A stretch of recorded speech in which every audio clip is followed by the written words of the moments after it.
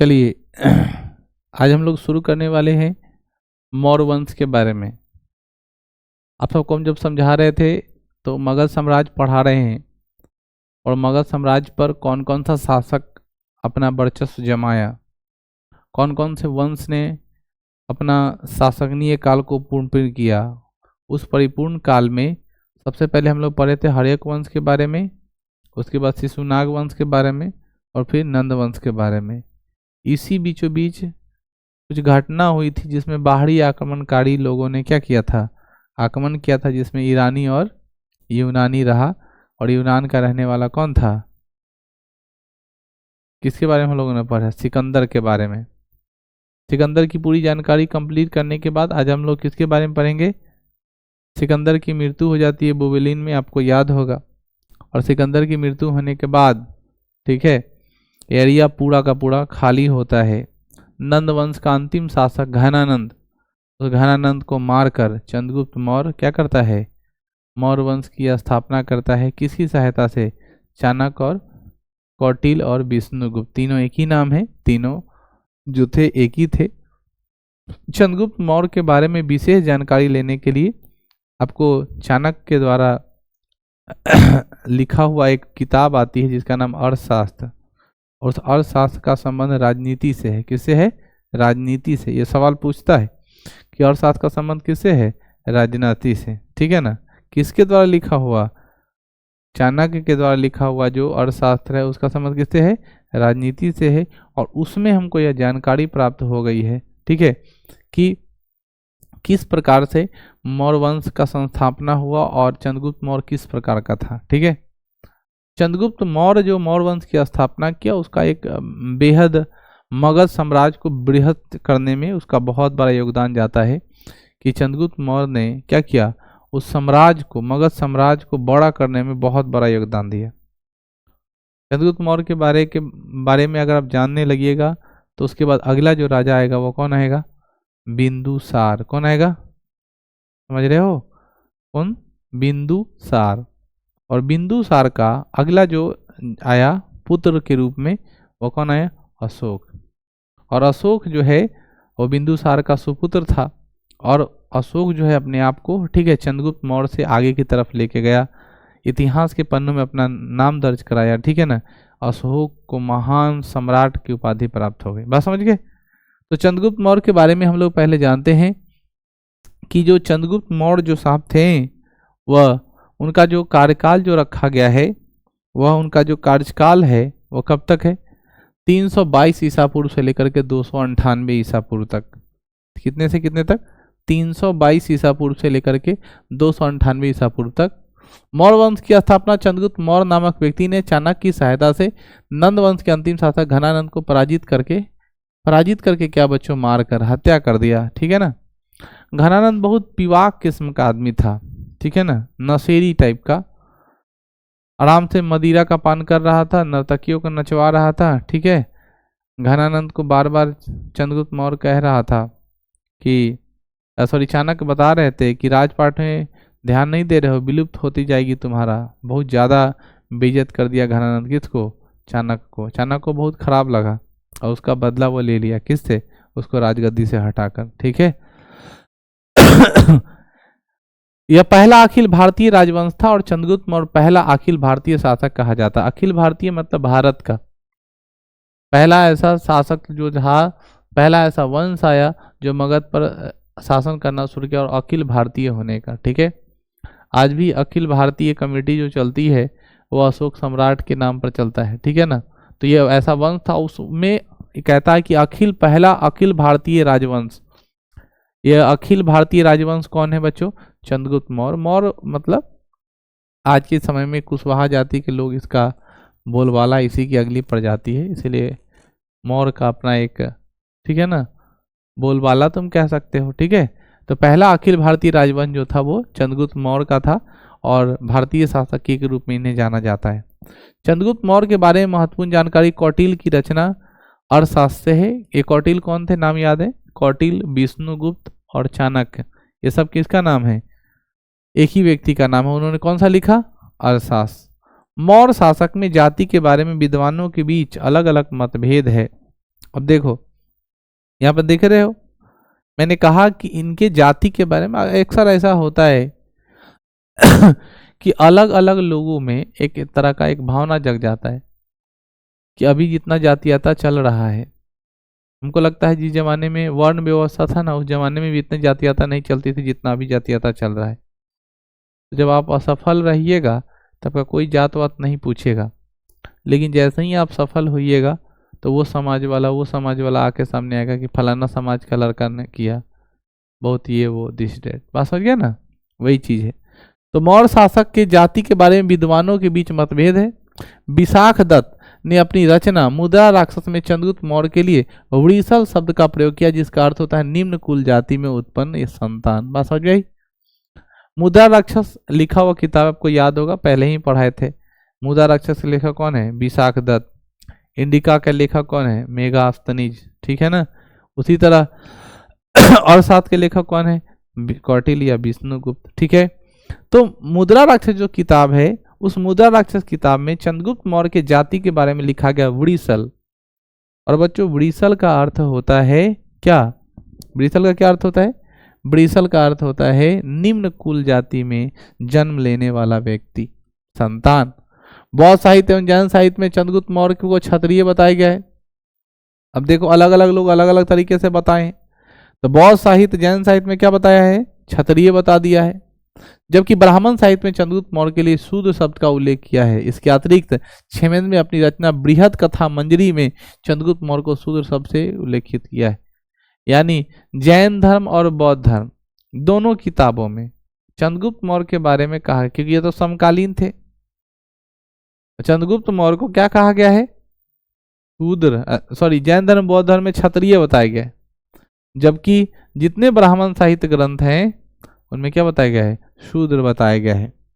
रुद्र दामन का जूनागढ़ अभिलेख में चंद्रगुप्त मौर्य के बारे में पहला लिखित साक्ष्य मिला, जिसमें कहा गया कि चंद्रगुप्त मौर्य ने गुजरात के सौराष्ट्र प्रांत में सिंचाई व्यवस्था के सरकारी खर्च पर सुदर्शन झील का निर्माण करवाया था, जिसके निर्माण की जिम्मेदारी सौराष्ट्र प्रांत के गवर्नर प्रांतपति पुष्पगुप्त वैश्य को दिया गया था। अब ये लाइन याद रखिए, पहली बार सुदर्शन झील का निर्माण किसने करवाया?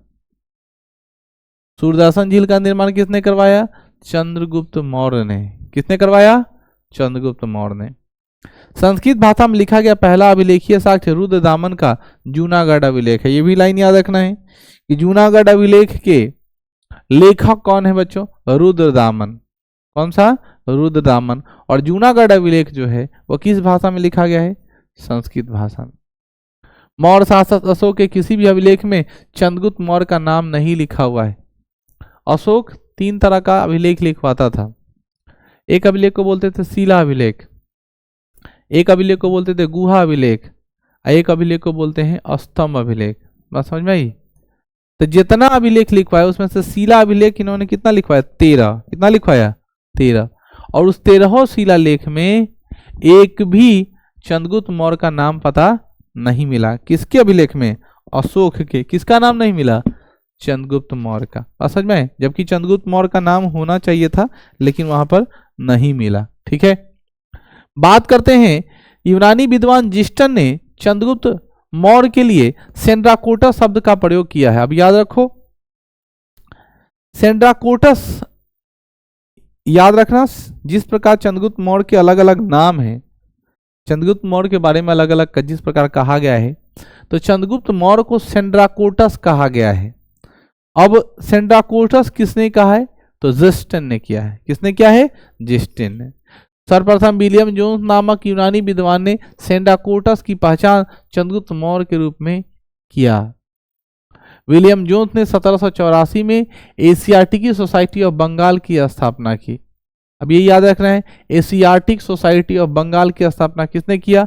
विलियम जोन्स ने। और विलियम जोन्स ने ही सेंड्राकोटस की पहचान चंद्रगुप्त मौर्य के रूप में किया। यूनानी विद्वान प्लूटार्क ने चंद्रगुप्त मौर्य के लिए एंड्रोकोटस शब्द का प्रयोग, एगो बोला सेंड्रोकोटस, एगो बोलता है एंड्रोकोटस, एक जस्टिन और दूसरा प्लूटार्क। प्लूटार्क ने अपनी रचनाओं में कहा कि एंड्रोकोटस ने 5 लाख हस्ती सेना बल लेकर पूरे भारत को लौट डाला। ये लाइन बहुत बार पूछ चुका है और हमको जहां तक जानकारी है वो जस्टिन और प्लूटार्क दोनों कहा है।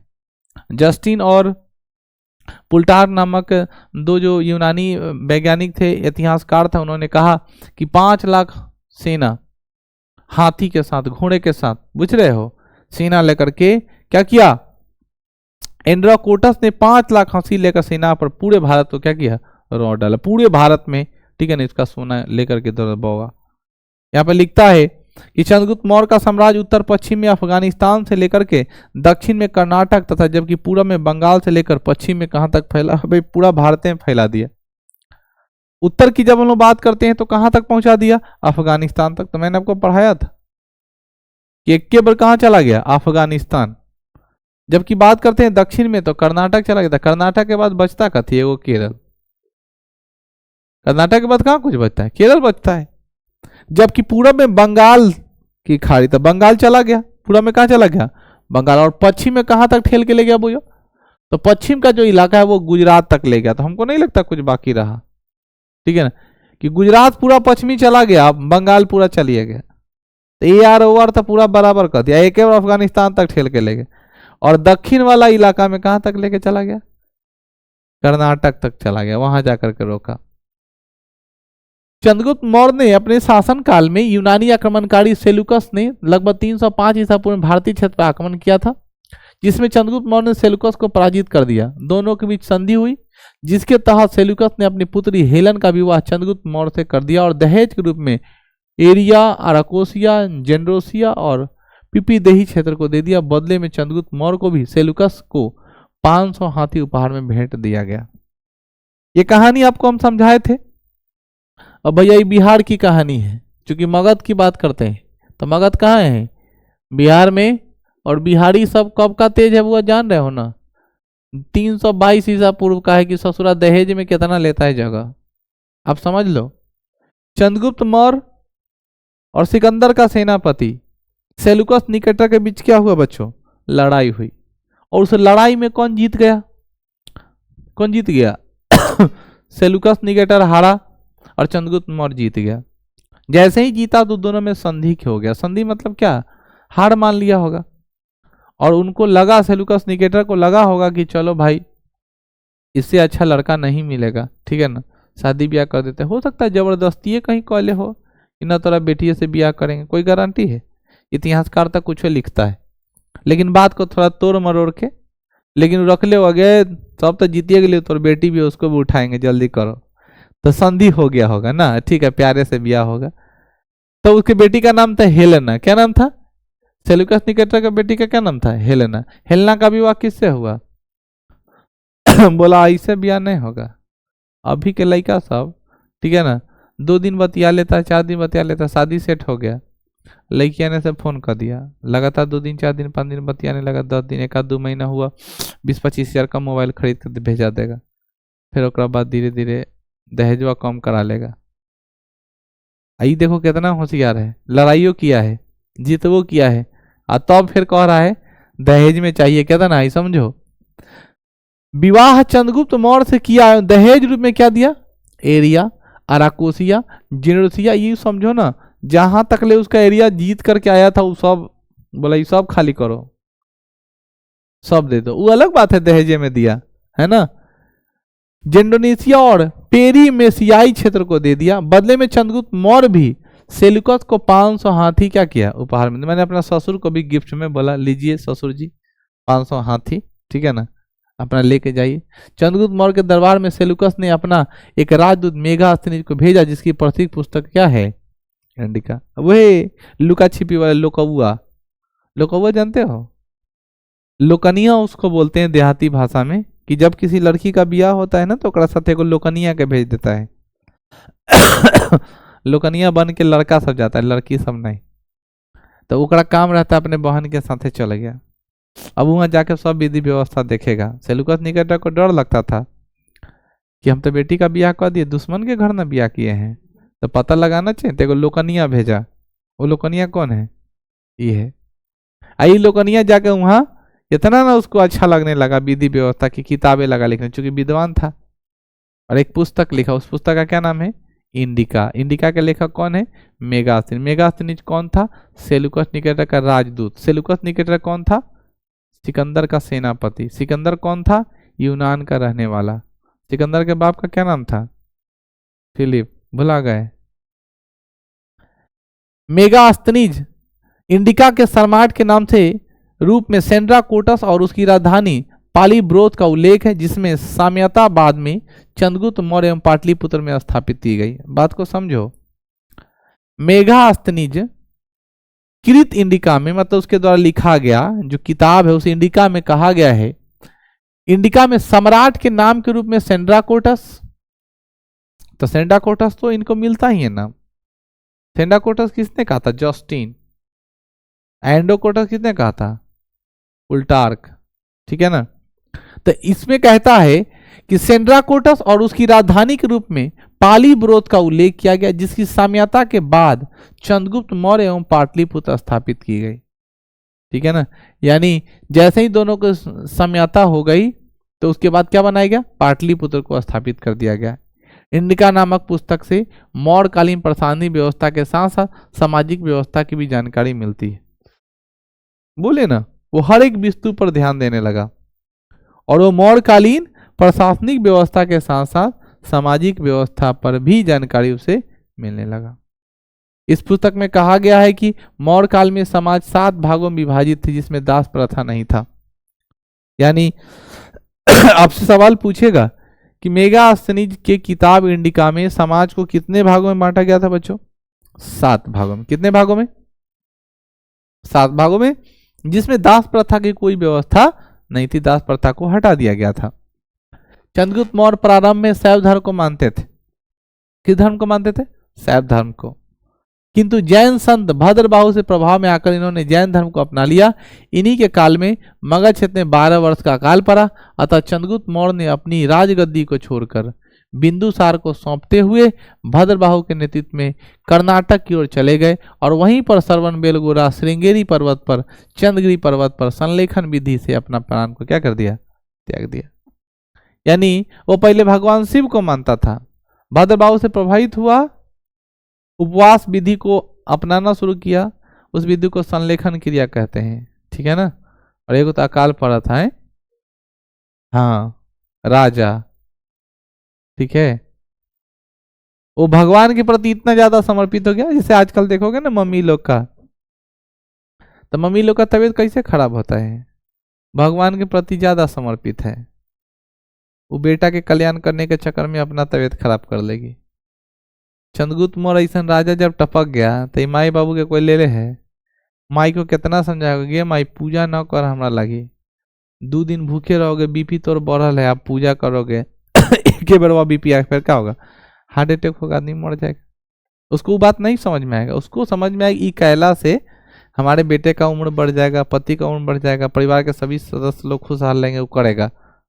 तो चंद्रगुप्त मौर्य जैसा आदमी जब इतना भक्ति में लीन होकर के अपने प्राण को त्याग दे सकता है भूखे भूखे रह करके, तो सिंपल सा लॉजिक है कि साधारण आदमी तो कुछ कर सकता है कि नहीं।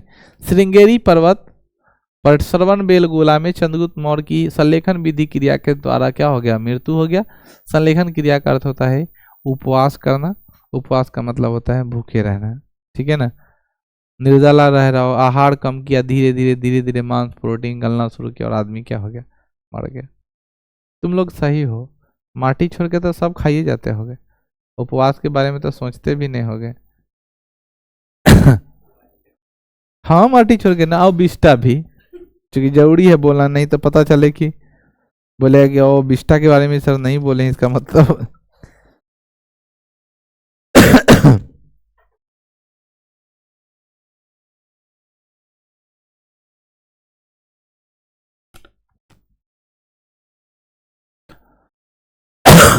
बिंदुसार 298 ईसा पूर्व से 273 तक, यानी समय रहते बिंदुसार ने क्या कि बिंदुसार को अपना बेटा चंद्रगुप्त मौर्य अपने बेटे को क्या किया? दे दिया पावर। लो बेटा तुम संभालो, अब हम कहाँ निकलते हैं? दक्षिण भारत की तरफ निकल रहे हैं। उधर अकाल पड़ा था। सवाल पूछेगा किस राज्य में या किस शासक के राजक्रम में क्या हुआ? 12 वर्ष का अकाल पड़ा था चंद्रगुप्त मौर्य के शासनकाल में, और इसीलिए वह उत्तर भारत को छोड़ करके दक्षिण भारत की तरफ चला गया और वह उपवास विधि करने लगा। हो सकता है उसके मन में यह भी रहा होगा कि हमारा जनता भूखे रहेगा तो हम नहीं खाएंगे, क्योंकि जनता के प्रति उत्तरदायी राजा रहा होगा। ऐसा कभी देखे होगी घर में खाना कम है, 4 गो रोटी है और पापा बोलेंगे लाओ 4 रोटी हम खा लेते हैं, भागो लड़का सब सुतो ने जैसे भूखे। ऐसा तो नहीं। घर का मुखिया जो रहता है, घर का जो गार्जियन रहता है, वो क्या करता है, सबको अच्छे से खिलाएगा, सबको अच्छे से पहनाएगा और तब बाद में सोचेगा। नशेड़ी का कोई गारंटी नहीं, वो तो कुछ अलबल बोलता है, उससे क्या मतलब। बिंदुसार 298 ईसा पूर्व से 273 ईसा पूर्व तक। बिंदुसार क्या कहता है, चंद्रगुप्त मौर्य के बाद पहला शासक क्या बना, बिंदुसार। बिंदुसार को ईरानी भाषा में अभित्रोइकेटस अर्थात शत्रुओं का नाश करने वाला कहा जाता है। इसे संस्कृत भाषा में अमित्रघात भी कहा जाता है।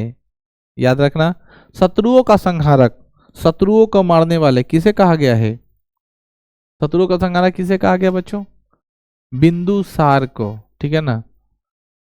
जब भी लड़ाई होता था तो ये लड़ाई को शांत करने जाते थे, समझाने जाते थे।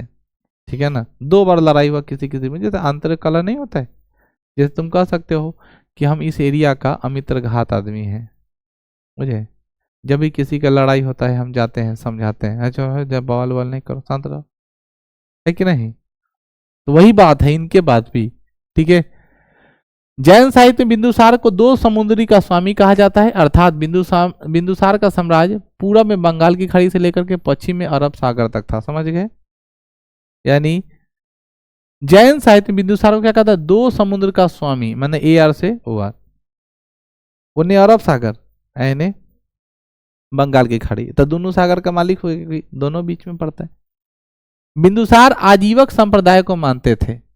इनका यूनानी शासक के साथ अच्छा संबंध था। इनके जीवन काल में अंतिम शासक समय में तक्षशिला में विद्रोह हो गया था, जिसे शांत करने के लिए वहां के गवर्नर सुसीम असफल रहा। तक्षशिला कहाँ है, पाकिस्तान का इलाका, अफगानिस्तान की सॉरी इलाका। ठीक है ना। आप लोग को पढ़ाए थे तक्षशिला विश्वविद्यालय दुनिया का सबसे पुराना, विश्व का सबसे पुराना विश्वविद्यालय, और भारत का सबसे पुराना विश्वविद्यालय नालंदा। तो बिंदुसार जो है आजीवक संप्रदाय को मानता था और इनका यूनानी शासक के साथ अच्छा संबंध था। आप देख सकते हैं कि इनके जीवन काल में अंतिम समय में तक्षशिला में विद्रोह हो गया, जिसको शांत करने में वहां के गवर्नर सुसीमी असफल रहा। अतः बिंदुसार ने उज्जैन के गवर्नर अशोक को तक्षशिला का गवर्नर बनाते हुए विद्रोह को दबाने के लिए भेजा, और अशोक के द्वारा तक्षशिला के विद्रोह को आसानी से दबा दिया गया। किंतु इसी समय बिंदुसार की मृत्यु हो गई, और बिंदुसार की मृत्यु के समय के बाद अगला शासक कौन बना, अशोक। अशोक इसका बेटा था। अशोक इसका बेटा होने के साथ साथ बच्चों उस समय वह कहां का प्रांतीय गवर्नर था, तो उज्जैन का। ये बात याद रखना। और उज्जैन जो था वो अवंती का राजधानी है, अवंती का राजधानी उज्जैन। ठीक है, भुला रहे हो। ठीक है ना, अवंती की राजधानी उज्जैन।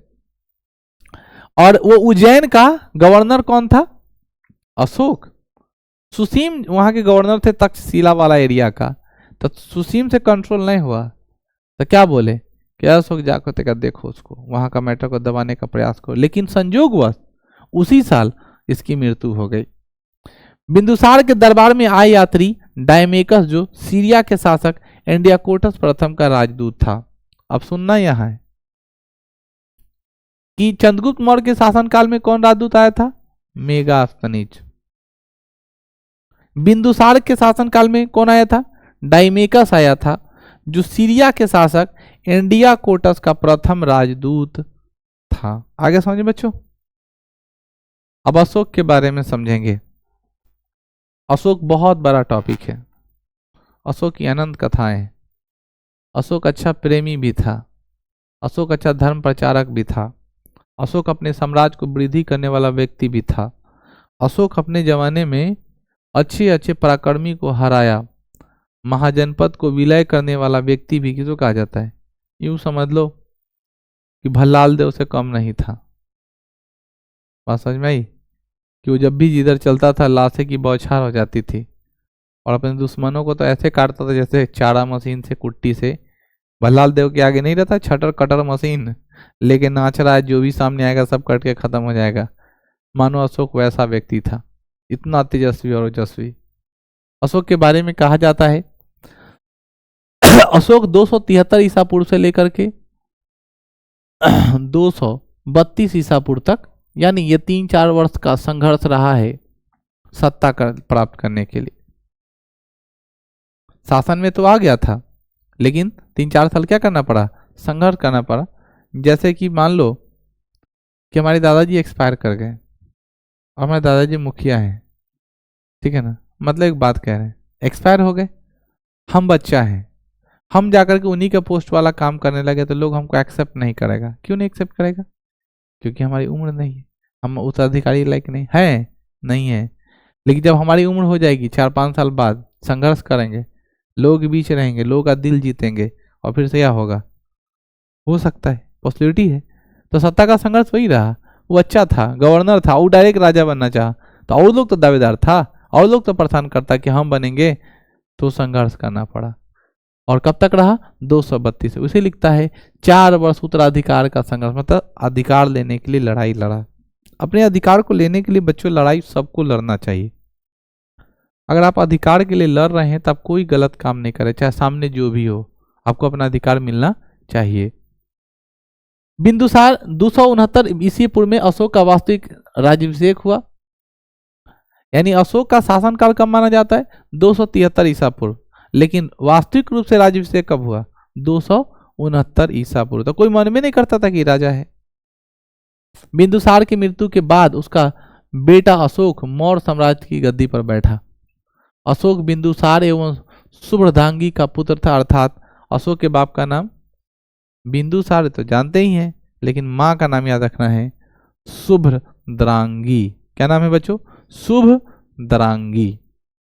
राजा बनते समय अशोक तक्षशिला का गवर्नर था, ये तो अभी हम लोग पढ़े हैं, ठीक है ना, कि राजा बनते समय अशोक कहाँ का गवर्नर था, तक्षशिला का। जिस समय तक्षशिला में बवाल हुआ था उस समय तक्षशिला गवर्नर था सुसीम। समझ रहे हो बात? और ये कहाँ का गवर्नर था, उज्जैन का। कहाँ गवर्नर था, उज्जैन। समझ में आ रहा है कि नहीं कुछ? अशोक जो था वो सुसीम, जब तक्षशिला का गवर्नर था तो उस समय अशोक जो गवर्नर था वो कहाँ का था, उज्जैन का था। इसका बाप देखा कि सुसीम थे, वहां का लफड़ा फरियाने वाला नहीं है, तो उसी समय तक्षशिला का गवर्नर नियुक्त करके बोला जाओ बेटा और उस तक्षशिला का मैटर को क्या करो, दबा दो, क्लोज करो। बात समझ में आई? और संयोगवश बाप की मृत्यु हो जाती है और वह कहाँ का गवर्नर बना रह जाता है, तक्षशिला का। इसीलिए सवाल बनाता है कि अशोक राजा बनते समय कहाँ का गवर्नर था, और जब तक्षशिला में विद्रोह हुआ तो उस समय का वहां गवर्नर कौन था, सुसीम। कौन था, सुसीम। और जब तक्षशिला में विद्रोह हुआ तो उज्जैन का गवर्नर कौन था, अशोक। अलग अलग बातें हैं, एक साथ कंफ्यूज मत होना। बौद्ध साहित्य एवं जैन साहित्य में कहा गया है कि शासक बनने से पहले अशोक ने अपने 99 भाइयों की हत्या करवाया था। समझ रहे हो? ये लाइन पढ़ लो। आज के समय में कोई आदमी किसी को मार रहा है, किसी को काट रहा है, अपने भाई को हत्या करवा दे रहा है, अपने बाप की हत्या करवा दे संपत्ति का, तो बहुत बड़ी बात नहीं है। जैन धर्म में चूंकि हम लोग का प्राचीन भारत का स्रोत है जैन साहित्य, बौद्ध साहित्य, और उसमें कहा गया है कि अशोक राजगद्दी प्राप्त करने के लिए क्या किया, 99 भाइयों को कटवाया, मरवाया, मौत का घाट उतारा। अशोक के 7वें शिलालेख में उसकी जानकारी मिलती है कि उनके जीवन काल में उसके कई भाई बहन जीवित थे, जिसमें एक का नाम तीस्त था। वो अपने भाई बहन को जिंदा नहीं रहने देता था। किसी की बहन वहन होती है बहुत ज्यादा मानती है, किसी का बहन अपने भाई को नहीं देख चाहता है, आने वाले समय में उसका संपत्ति बंटवारा कर देगा, न जाने और क्या क्या। मरना तो सबको है, डर तो सबको लगता है, लेकिन डरना नहीं चाहिए मौत से। और समझ में आई? यहाँ पे क्या लिखता है कि अशोक के 7वें शिलालेख में जानकारी मिलती है कि उनके जीवन काल में कई भाई बहन सगे जीवित थे, जिसमें एक का नाम क्या था, तीस्त था। अशोक ने अपना राज्याभिषेक 269 ईसा पूर्व में करवाया। भारत में अशोक शैव धर्म यानी शंकर भगवान को मानता था, जैसे चंद्रगुप्त मौर्य मानते थे।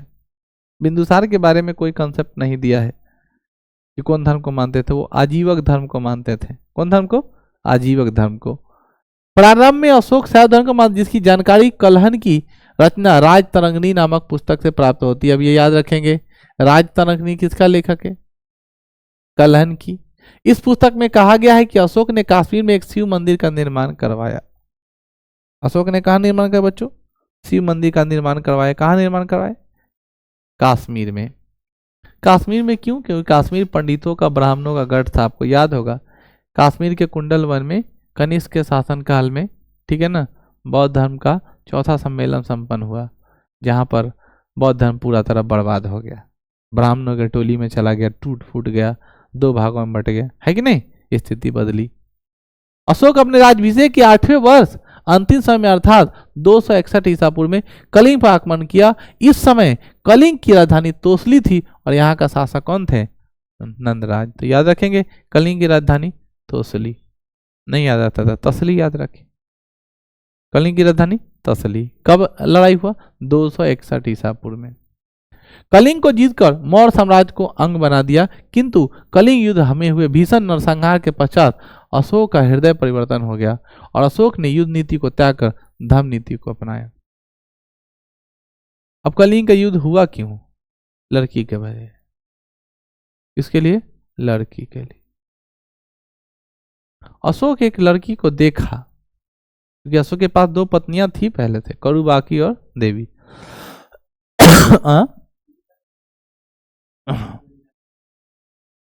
सोच लो, इसलिए नाम बताया है कि अशोक किसकी बेटा था? बिंदुसार। साथ में मां का नाम जो याद रखना, शुभ दांगड़ी। क्यों? क्योंकि माओं की संख्या बहुत होती थी, तो बाप के नाम तो एक ही रहेगा, मां की संख्या बहुत ज्यादा है, इसीलिए नाम बताना पड़ता था। जैसे भगवान राम का ही ले लो, हालांकि भगवान पर टिप्पणी नहीं कर रहे, लेकिन पिता तो एक ही है ना, दशरथ। किसी का माँ है सुभद्रा, कोई का माँ है कैकेयी, कोई का माँ है कौशल्या, है कि नहीं? तो ये सब पर ध्यान देने वाली बात है। तो पुराने जमाने चला रहा है, राजा इक्वल टू भटियारा, 4 5 10 15 20 उन लोग का मतलब ये बात है, जिधर गया सुंदर लड़की इसको बनाओ पत्नी। क्योंकि ऐसा भी है ना बच्चों की पत्नी इक्वल टू मेंटेनेंस, खर्चा। तो आज के समय में तो हम लोग है नहीं, वो तो राजा रहा करता था, जिधर जाकर राजमहल बनवा देगा। हम लोग को तो ठीक से एक पत्नी का रखने का घर नहीं, पहले बना लेते हैं तब सोचते हैं कि ले आएंगे। अभी देखोगे जिसके पास घर नहीं हो क्या बोल देगा, अभी भी आना करवाओ, घर बन जाते तब होते। इसका कहने का क्या मतलब? महल बनेगा तब ना। अब पहले राजा हुआ करता था, इधर कोई दिक्कत इसमें रहेगा का, चले को अलग बना देते हैं महल, वहां रह रहा है आराम से सुखी संपन्न जिंदगी जी रहे। तो अशोक कलिंग का युद्ध कैसे किया? वो एक लड़की को देखा, वो बहुत सुंदर लड़की थी, बहुत सुंदर, उस लड़की से बहुत ज्यादा प्रेम करता था, देखा मंत्रमुग्ध हो गया। कलिंग का निर्णय होता था, कलिंग जो महाजनपद था वहां पर ना उसका एक नियम होता था कि उस देश पर जब भी कोई खतरा आता था ना, तो उस राज्य के सभी लड़के लड़कियां बच्चे घर का सब आदमी औरत बच्चा सब लड़ाई करता, सब सेना बन जाता था। उस लड़की को देख करके अशोक इतना ज्यादा मंत्रमुग्ध हो गया था कि पता लगवा ये लड़की है कहाँ का, पता लगा, तब पता चला कलिंग का है। कहाँ का है? कलिंग। और जब पता चला कि कलिंग का है तो बोला चलो कलिंग का है तो ले आएंगे। प्यार से जाकर के अशोक जाता है, उस समय चक्रवर्ती राजा था, बढ़ गया और बढ़ते बढ़ते पहुंचा कलिंग नरेश के पास, बोला सुनिए फलाना लड़की से हमारा ब्याह करना है। राजा बोला सब कुछ पॉसिबल है, लेकिन हमारे राज का नियम है कि इस राज्य की लड़की इसी राज्य में ब्याही जाती है, दूसरे राज्य में नहीं ब्याहा जाता है।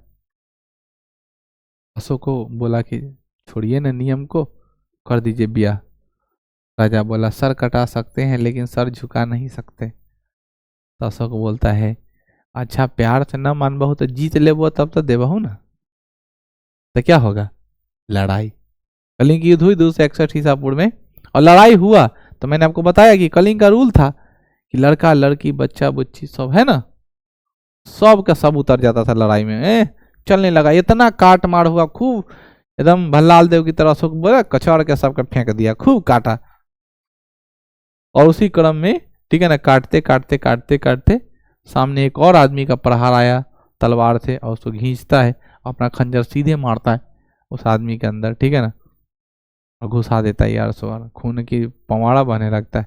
और उसका जो पगड़ी रहता है उसको खोलता है, हिलाता है, जब उसका पगड़ी से मुखौटा जब खुलता है तब पता चलता है जिस लड़की के लिए लड़ रहे थे उसी को अपने हाथे से घुसा दिया तलवार यार सवार। तलवार तो घुस गया, अशोक का हृदय द्रवित हो गया। क्या हो गया? कलिंग को तो जीत गया, लेकिन उसका हृदय क्या हो गया? परिवर्तन हो गया। यहाँ लिखता है लाइन कि कलिंग जीतकर मौर्य साम्राज्य का अंत तो बना दिया था, किंतु कलिंग युद्ध में भीषण नरसंहार, बहुत आदमी को कचरा, जिसके पश्चात अशोक का हृदय क्या हो गया? बदल गया। और उसने निर्णय लिया कि युद्ध नीति को छोड़कर कौन नीति अपनाएंगे? धर्म नीति। और उसने क्या किया? बौद्ध धर्म को अपना लिया। किसको? बौद्ध धर्म को अपनाया। अशोक ने बौद्ध धर्म को अपनाते प्रेरणा भतीजे निग्रोन से हुई, जबकि अशोक को बौद्ध धर्म में दीक्षित प्रवेश करवाने वाले का काम उपगुप्त के द्वारा किया गया। देखो ये लाइन भी इंपॉर्टेंट है कि अशोक को बौद्ध धर्म में अपनाने की प्रेरणा उसके भतीजे किससे मिली?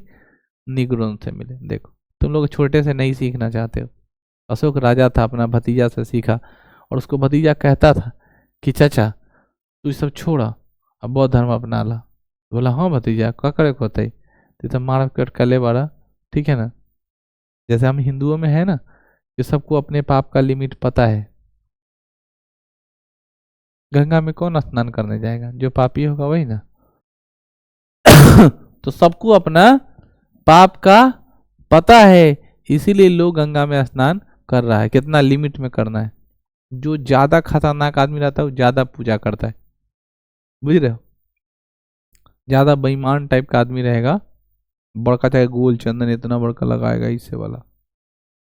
कहावत है चंदन टीका मधुर बानी और दगाबाज के 3 निशाने, बुझ रहे हो, समझ रहे हो।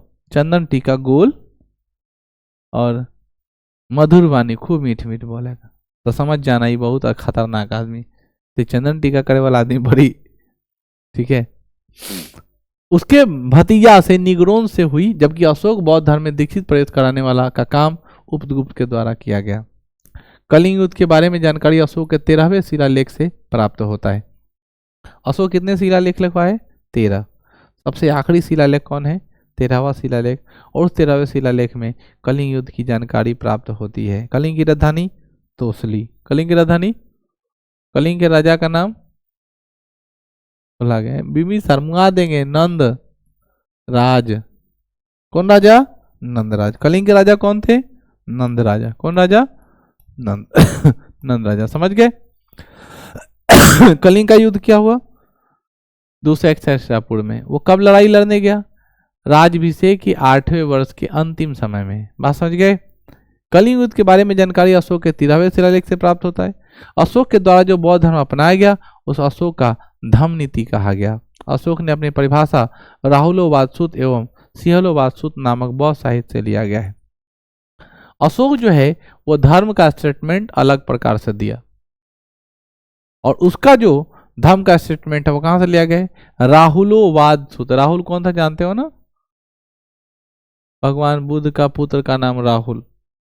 और राहुलोवाद और सिंहलोवाद नामक बौद्ध साहित्य से लिया गया है। बौद्ध धर्म को अपनाने के पश्चात अशोक विभिन्न बौद्ध स्थलों की यात्रा प्रारंभ कर दिया।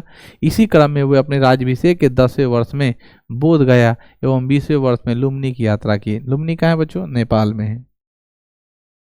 नेपाल में जाइएगा तो एक राज्य है लुम्बिनी राज स्टेट, बागमती प्रदेश है उधर, लुम्बिनी प्रदेश है, ठीक है ना, मध्य प्रदेश है। नेपाल की बात बोल रहा हूँ, भारत की नहीं, ठीक है। बहुत ज्यादा राज्य है, हाँ वहां भी मध्य प्रदेश है, ठीक है ना। बागमती प्रदेश, लुम्बिनी प्रदेश, ये सब है। तो बौद्ध धर्म अपनाने के पश्चात विभिन्न वस्तुओं का राज्याभिषेक में 10वें वर्ष में बोध गया। लुम्बिनी पहुंचकर अशोक वहां स्थित कनक मुनि के स्तूप को दोगुना करवाया और बलि धार्मिक कर को टैक्स को क्या कर दिया? कम कर दिया। अपने शासनकाल में अशोक ने बौद्ध धर्म का प्रचार प्रसार श्रीलंका और नेपाल दोनों स्थानों पर करवाया था। पढ़ा दिए हैं ये बात, याद होगा कितना बार बोले कि अशोक ने अपने पुत्र, बड़े पुत्र महेंद्र और पुत्री संघमित्रा को बौद्ध धर्म का प्रचार के लिए कहाँ भेजा? श्रीलंका भेजा था, जिसे सिंघल द्वीप के नाम से भी जानते हैं। समझ में आ गई?